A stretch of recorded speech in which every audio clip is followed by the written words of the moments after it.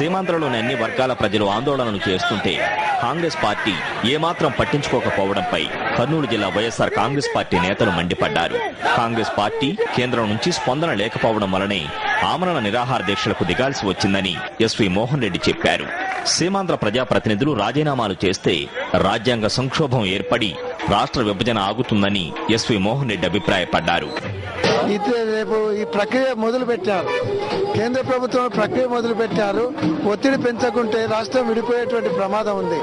ఈ నిరాహార దీక్షల వల్ల వాళ్ళ మీద ఒత్తిడి పెరిగి నాయకులు రాజీనామా చేస్తే రాజకీయ సంక్షోభం ఏర్పడితే మళ్లీ రాష్ట్రం సమైక్యంగా నిలబడేదానికి అవకాశం ఉంది. పోరాటంలో భాగస్వామ్యం కావాలని చెప్పి ఈరోజు గుంటూరులో విజయమ్మ గారు, ఇక్కడ మేము అందరం కూడా ఆమరణ నిరాహార దీక్ష చేపట్టి వీళ్ళ కాంగ్రెస్ నాయకుల మీద కేంద్ర ప్రభుత్వం మీద ఒత్తిడి పెంచి వాళ్ళ మెడలు వంచైనా సరే మేము రాష్ట్రాన్ని కాపాడుకోవాలనుకుంటున్నాం.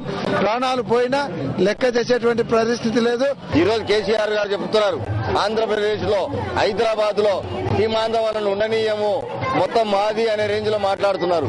ఈ రోజు దాదాపు రాష్ట్రాన్ని విడగొట్టాలంటే కూడా సమైక్యంగా క్యాపిటల్ గా 10 ఏళ్లు ఉంటుందని కేంద్ర నిర్ణయాన్ని కూడా వాళ్ళు ఖతరు చేయడం లేదు. అంటే ఈ రోజు ఆ పరిస్థితి ఉంది. అంటే రేపు తెలంగాణ ప్రాంతాన్ని ఇంతవరకు హైదరాబాద్ ను అభివృద్ధి చేసుకున్న వాళ్ళు హైదరాబాద్ పరిస్థితి ఏందనేది ప్రజలు ఈ రోజు మాట్లాడుతున్నారు. కాంగ్రెస్ పార్టీ ప్రభుత్వం ఆంధ్రను 2 భాగాలుగా విభజించి రాజ్యమేళాలని చూస్తా ఉన్నారు.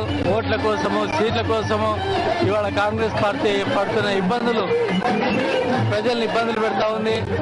ఇది ప్రజలందరూ కూడా ఎదుర్కొని ఎవరంతకు వాళ్ళు ఐక్యంగా సామూహికంగా ఈ నిరసన దీక్షల్లో పాల్గొని సమైక్యాంధ్ర సాధించాలని కోరుతున్నాను. కాంగ్రెస్ ప్రభుత్వము తమ స్వార్థ ప్రయోజనాల కోసము సోనియా గాంధీ గారు తమ కొడుకును ప్రధానమంత్రి చేసుకోవాలనే ముఖ్య ఉద్దేశంతో, అంతేకాకుండా మా నాయకుడు వైఎస్ జగన్మోహన్ రెడ్డి గారిని ఈ రాజకీయంగా ఎదుర్కొనలేక తెలంగాణ సీమాంధ్ర అంటూ విభజన ఏర్పాటు చేసి అడ్డుకట్టేయడానికి చేస్తా ఉంది.